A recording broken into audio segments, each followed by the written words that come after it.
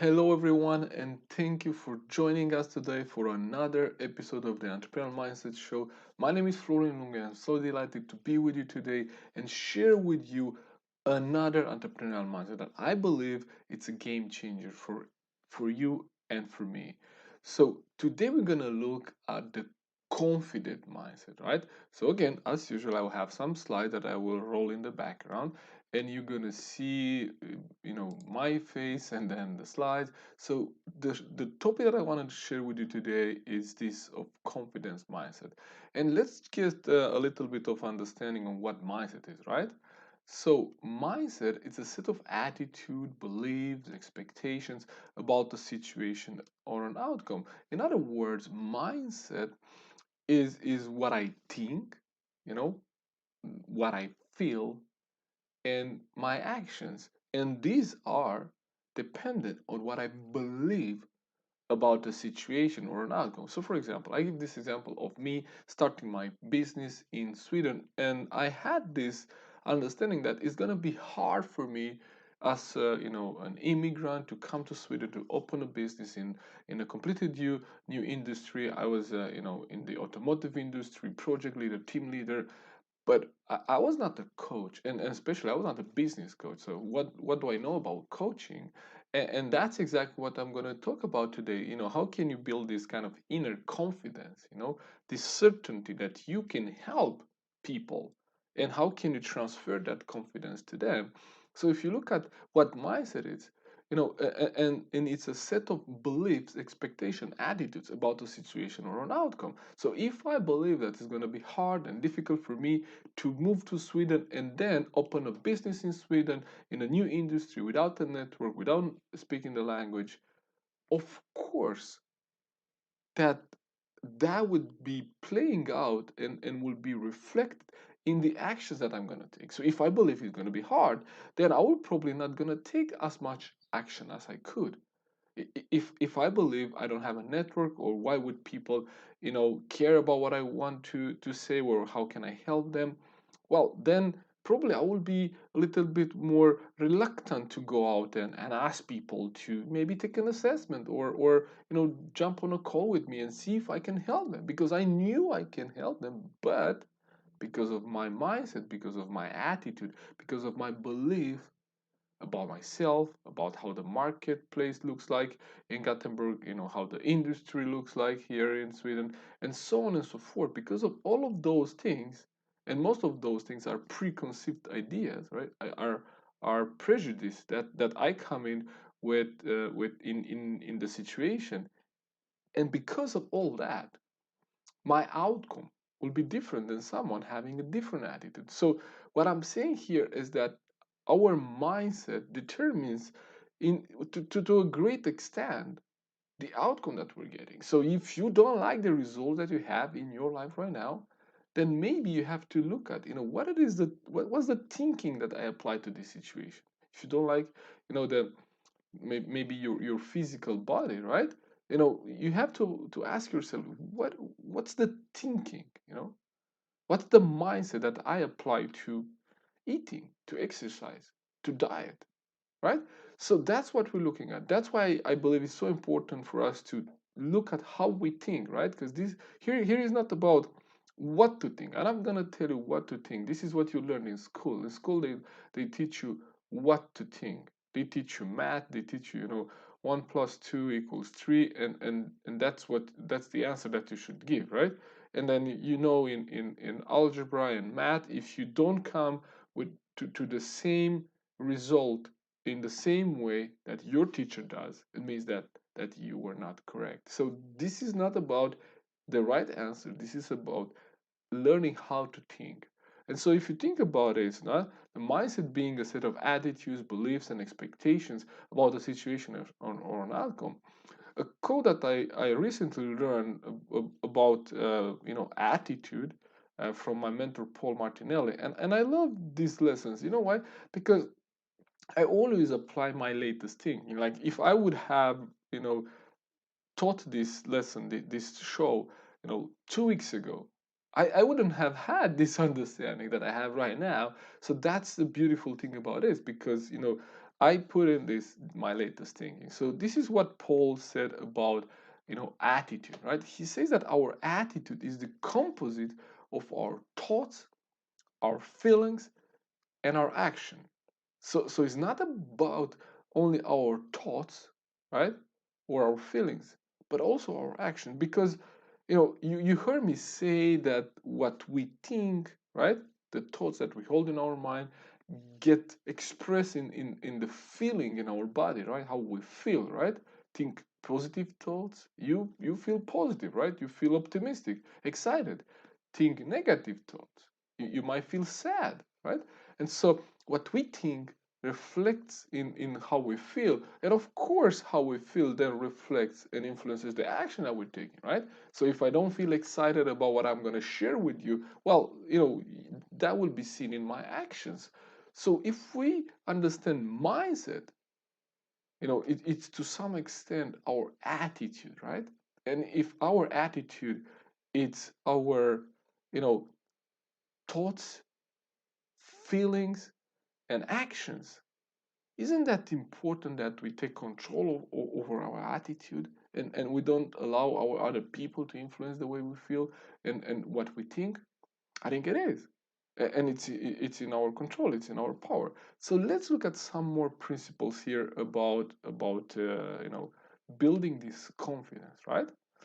So we say the confident mindset is making that shift between having what we call to be blind faith to develop that faith based on understanding. And that's what I'm going to help you today to go through, because you know at one point in my life, I was working on a borrowed belief, right? So whenever you learn something new, for example, when you learn to ride a bike, right? In my case, I wasn't confident that I'm able to ride that bike, so I had someone helping me, right? My cousin Yonella, she was helping me. She was running alongside me. She was telling me faster, faster, faster. And I was scared. I wanted to go slower, slower, slower. And she would tell me she had a different understanding, a higher understanding of balance, right? She knew that on a bike, you need to run faster. You need to pedal faster in order to keep balance. And I will go slow and I will wobble and I will fall. So at the very beginning, I start with a faith, based on her belief, right? So I didn't believe that I'm able to to ride that bike, but she believed in me, and then I started with that. So in at times it might happen to you, I know it happened to me, that I didn't really fully understand how this kind of mindset thing or how this attitude thing works. But because I believed, I had faith in that person. I trusted the person that shared that with me, and I heard other people that got results from being able to control their mindset, to be mindful of what they're doing.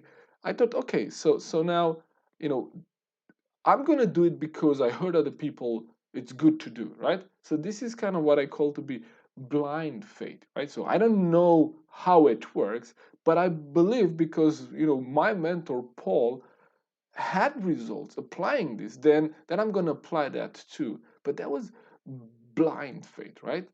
It's like people doing these affirmations, or having a mantra, doing meditation or exercise without really understanding and without really believing that you know why that will work for you. And what we want to do is we want to understand how we function, what's behind that. And so then we move from blind faith to faith based on understanding. And this is where your confidence comes in, right? This is what builds your confidence, because now you don't only do this because you know it's good or you heard it's good. Now you do it because you truly believe this is good for you, and you understand the laws behind it, right? So the first thing, if you think about confidence, I believe, and I really like this quote on confidence, that with confidence, you have won before you even started, right? Because think about that, you know, it doesn't take much more than confidence, but it takes confidence. And if you don't have confidence, you don't even start, right? So I know so many people that sit on ideas, and because they lack confidence that they can do it, and that they have the resources that they need in order to do that, to pull that together, they don't do anything with those ideas. They just sit on them. And so it does no good to you to have a great idea, a great business idea, if you don't do anything with it, or if you don't believe that you can pull that together. And so that's why with confidence, you won before you even started, because you have a head start compared with someone that lacks confidence, right? And let's look at why confidence matters. Why is this important to you and I, right?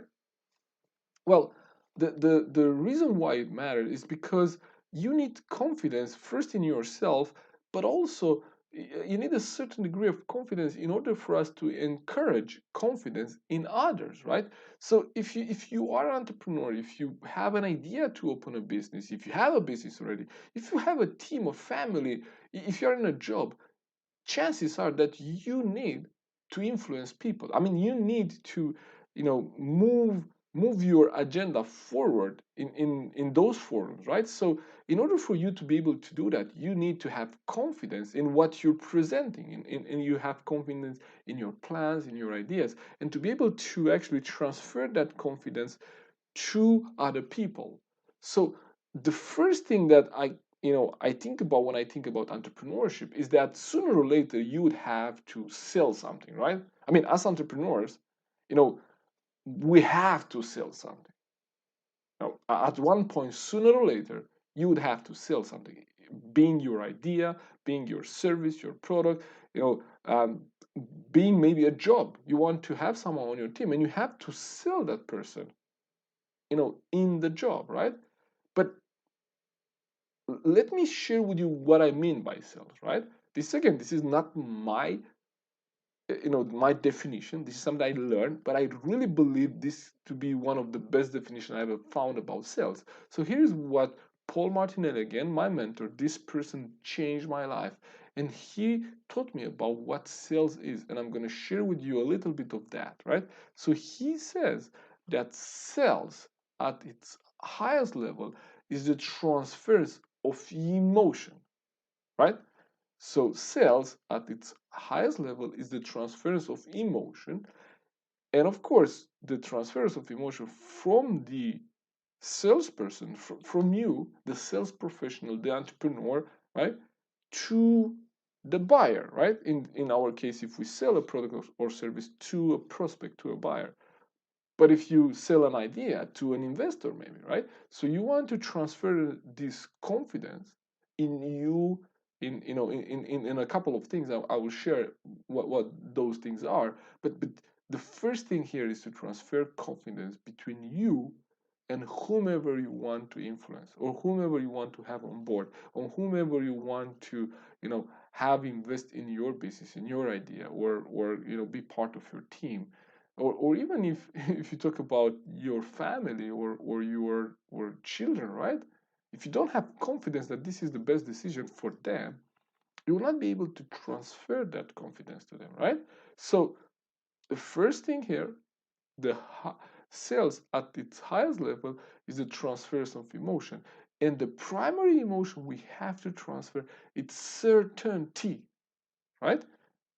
And there will be certainty in a couple of things. So the first thing that we have to transfer certainty in, it's in you as a sales profession, or in me as an entrepreneur, as a business owner.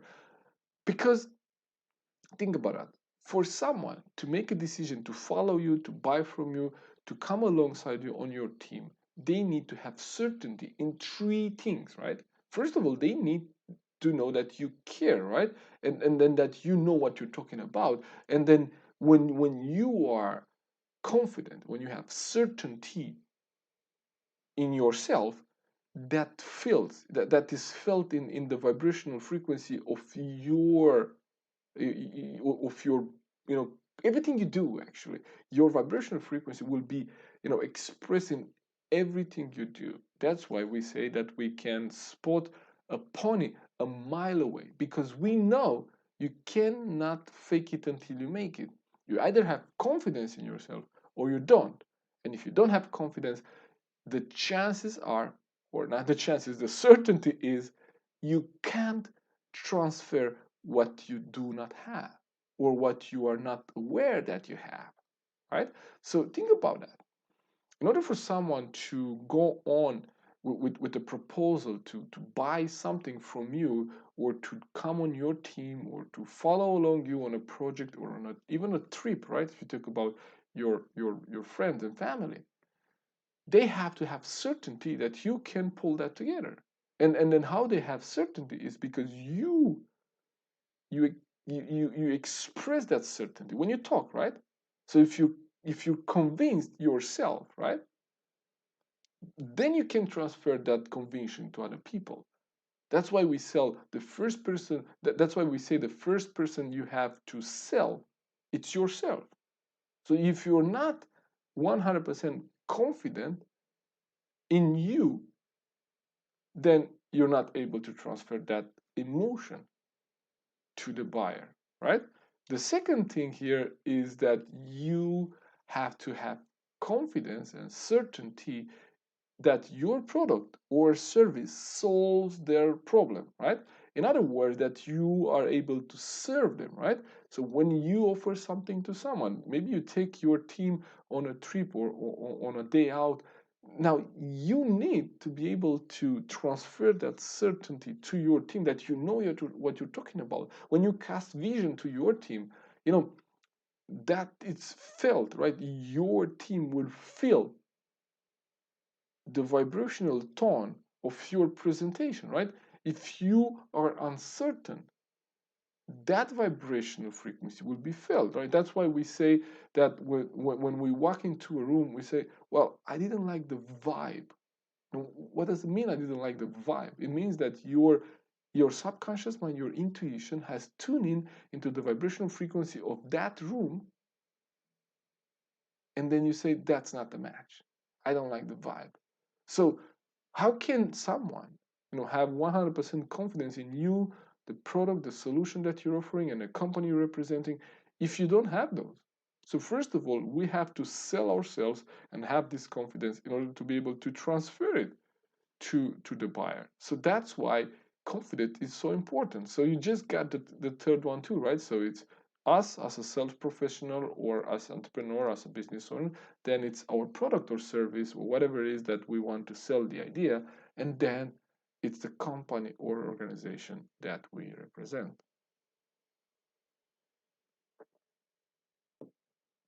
So confidence is like a muscle. The more you use it, the stronger it gets. And I'm going to share with you a few symptoms of lack of confidence. So if you feel that you lack confidence, there are some things, right? And at the very top of the list here, we have comparison of and fear of criticism. And let me share a little bit with you here. So if you think about comparison, right? Comparison, it's a very dangerous game. So why do people lack confidence? Is because when we compare ourselves with other people, we tend to see ourselves from the inside. In other words, we know all of our shortcomings, we know all of our past mistakes, we have this inner judge that keeps score against us. But when we look at other people, we see them from the outside. So you think about that. When you scroll social media, you see someone from the outside. In other words, you only see kind of the good side of them, right? Because very few people really are honest on social media and really post also, on those days that they don't feel like doing whatever they're doing, right? Most people post about, the achievement, right? What customers said, but no one tells you, the doubts they have. They don't put that, on their wall. So it's a dangerous game here, and the mistake that we could make is to compare what they want us to see with what we want, what we know about ourselves. And when we do that, it's an unfair comparison in the first place, right? Because you compare only what they want you to see, and most of the times, the nice stuff, right, in their life, and you compare that with you knowing all of the mistakes and all of the shortcomings about yourself. So that's not a fair comparison, isn't it? And so when we do that, the only thing that happens is that we lose confidence because we compare ourselves with other people. Say, "Oh, I'll never be able to be as good as they have, as good as they are." So that's a blocker, right? That's why people lack self-confidence because they compare themselves with other people, and the only person that they need to compare themselves with is with their with themselves about 1 week ago or 1 year ago. Are you better today than you were last week? Are you better today than you were yesterday? And you answer, if you answer that with an yes, get a good night's sleep and do it again tomorrow. That's it. We're not looking for perfection or performance. We're looking for progress, right? And so the two top causes are fear of criticism and comparison. So we just cover comparison. Now fear of criticism, that's a little bit different, but it's quite similar. If you think about fear of criticism, is us you know looking and seeking kind of acceptance from outside, right? So I, in other words, I base my confidence and my self-confidence on what other people say or think. So if I put something out there and I get no comments or no likes, that if I use that feedback, right? And I used to judge myself based on that feedback, you know, that deadly. Think about that. And I was holding a seminar, that was before COVID in Gothenburg with an organization. And what happens is that someone in kind of in the first row, they were, I saw they were cross hand and kind of look downwards. And at one point in time, they just fall asleep. And I realized, oh, um, this person in the first row here just closed their eyes. And the first thought that came to mind was, oh, it must be because my presentation is boring. And think about that. So I didn't have any knowledge. I didn't have any clue why this person, closed their eyes, right? And the fact is that I only knew that. The only fact I had was that the person, while I was, holding a seminar, a person on the front row closed their eyes. I don't know. They might have had a tough night. They might have had some difficulties in their life. They might have been on the night shift. I don't know. The only thing I knew it was that someone that was sitting in the front row closed their eyes. But I didn't stop there. The challenge was that I started to then make assumptions and fill the gaps, right? Because I said, well, they closed their eyes because they were bored with my presentation, because I'm a terrible speaker, and because I will never be able to be a great speaker. Do you see how the mind can work against us? So the only proof, the only fact I had was that someone closed their eyes while I was holding a presentation. All the other stuff is what I imagine, I created in my mind, and I use that against me. Do you see how it can this can be deadly? Yeah, so this is, fear of criticism was me, being afraid of being criticized by that person maybe, and then that way I'm limiting what I'm doing because I'm looking for outside confirmation, right? So let's look at a few more of these ones. So, lack of understanding of universal laws, what I mean by that is that if we don't understand that there are laws that govern the way we create results, like for example, the law of gestation, right? The law of gestation says that there's gestation and incubation period for every seed, right? So if I do something today and I expect results tomorrow, I might be disappointed. I lose confidence because I believe, oh, this is not working. But we know that when you take a carrot seed and you plant that carrot seed into the ground, even if it has all the conditions and circumstances that it needs, it will still not bear fruit tomorrow. If I expect to put the seed in the ground now and expect the plant to harvest some fruits tomorrow. I'll be disappointed. I will lose confidence.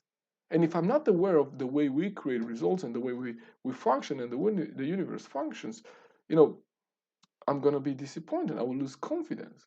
Another one is the law cause and effect, right? And we know that if I don't like the results that I have right now, I should look at, the cause of those results, and I probably have to look at what did I do like 3 months ago or 6 months ago, right? I always say when I'm coaching someone and they complain about today's sales result, I say, well, what did you do 3 months ago? Because those results, are a reflection of what you do 3 months ago, another reflection of your current actions, right? So if you're not aware of these laws, of course we're gonna lose confidence, right? Blind faith, I just shared that, right? Because if we don't understand these laws, then maybe we use only blind faith, and we want to build some understanding there, and as I just shared with you, seeking validation, or outside praise rather than building inside confidence, and blaming others for one mistakes. I think this is something we could probably all um, understand.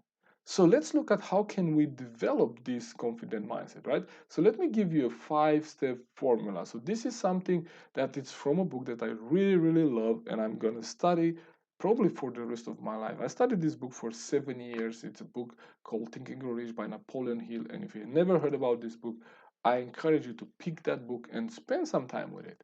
But I'm going to give you a 5-step formula that he shares with that right here on the chapter on faith. How can we develop this faith in ourselves, right? So the first step in this formula is to know that we have the ability to achieve our dreams. And so because we know that, we require of ourselves to render persistent continuous action towards its attainment, right? And now and here we promise to render some that kind of action. So what he's saying actually is, because I know, right, that I can achieve my goal or whatever it is that I want to create, then I require of myself to take action, right? And as we said, confidence, it's a muscle. The more you use it, the more the stronger it becomes, right? Let's look at the second one here. Then, because I know that I have the ability, I will concentrate my thoughts for 30 days, for 30 minutes daily on the person that I want to become. Why is that important? It's because I want to have a very clear picture of who I want to become, and then use that picture as a guideline, right? So if I don't think about what it is that I want to create, who do I want to become, then there is no chance for me to become that person, because I don't know who I want to be, right? So let's look at the next one here. And looking at this one, if you think about that, um, that now you know who you want to become, then you will devote 10 minutes daily to develop self-confidence through auto-suggestion, right? Because we know that through the principle of auto-suggestion, any desire that we persistently hold in our minds will eventually seek expression through some practical means of action, right? So therefore, we devote 10 minutes daily to develop self-confidence throughout the suggestion. What he says actually is to use affirmations that will help us, you know, develop this confidence, right? He shares in another chapter in the book on autosuggestion that autosuggestion is the only way that we could, intentionally program our mind. In other words, if we repeat some things to ourselves, after a period of time, we tend to believe it, right? That's why, some people tell themselves lies for so long, and then they are not able to distinguish between reality or imagine, because they were in that little bubble and they told themselves those things for so long, until now, it's kind of their mind took it on as being truth. So now we're not talking about, lying to yourself. We're talking about just using this auto suggestion and these faculty of our mind to be able to develop confidence, right? So developing confidence through autosuggestion, through programming our mind. Because if we don't do it consciously, what will happen is we'll be programmed by the negative news. We'll be programmed by whatever other people tell us, by what we read on social media. That will go in our subconscious mind, whether we want it or not. So why don't we take control over this and actually do it intentionally? And that's what he's talking about. Taking 10 minutes daily to say to yourself affirmations or mantras or reading quotes that help you build that self-confidence. Sounds good? Right on. Okay, so the next one here is we're looking at having then a clear written statement of my dream and saying that I'm not gonna stop trying until I build that self-confidence that is required for its attainment, right? So now we know we can achieve our goals, right? We devote 30 minutes to think about the person we want to become. We take 10 minutes daily to develop self-confidence, and we have a written clear statement of what it is that we want to create, and we don't stop trying until we create the confidence needed. And number 5 is that we will not engage into any kind of transaction which doesn't benefit all who it affects. And think about that, because how can I have confidence and how can I transfer that confidence to other people when I try to fool them? When I'm not sure that this is the best, you know, solution for you, right? I'm not going to give you anything that I don't believe in and I have not tried, right? So whenever we engage in those kind of transactions, of course, the energy signature of that transaction is not that of confidence or certainty, right? I might I might have some doubt in there. So the challenge here is that we should not engage into any kind of transaction which are not based on truth, right? So when we do that, what happens is that we can let go of some things. And let me just kind of finish with kind of what he says at the end of this 5-step formula. He says that, you know, I will succeed by attracting to myself the forces I wish to use and the cooperation of other people, and I will induce others to serve me because of my willingness to serve them. He doesn't talk about manipulation, right? He says, I will eliminate hatred, envy, jealousy, selfishness, and cynicism by developing love for all humanity, because I know that a negative attitude towards others can never bring me success. I will cause others to believe in me because I believe in them and I believe in myself. And I will write my name on this formula, and I will memorize it and I will repeat it. That's how we can build self-confidence. And if you're curious to learn more about it, keep your eyes on my social media channels, keep your eyes on our inbox if you are subscribed to our emails, because we're gonna launch a 21-day challenge on this book, and we're gonna go much deeper and how can you use this principle in the chapter on faith to develop self-confidence. And today, I'm going to leave you with a quote that I really believe it kind of summarizes what we just discussed, right? Because Robert Kiyosaki says, confidence comes from discipline and training, right? Discipline and training. What Napoleon Hill taught in this book on the formula. He said, you have to have the discipline to put those 30 minutes aside and think about who you want to become. Put those 10 minutes aside and kind of build your self-confidence, right? And kind of with that, that's the training part, right? So discipline and training. So this was it. I hope it brings you some, new awarenesses maybe. I hope it helps you. I hope it gives you a new perspective on confidence. And I hope it also gives you some ideas what you can do to build, first of all, guard yourself from those causes of, lack of self-confidence, and also develop some self-confidence by applying this formula to your life. And we'll be back next week with the next episode from the show, and we will talk about the decisive mindset, right? And we will look at how can we move from this shiny object syndrome that many people, suffer from in today's world, into a purpose-driven decision making. So I look forward to see you there, and thank you for being here. Thank you for engaging with us today, and I look forward to see you on the next show. Okay, take care. Bye bye.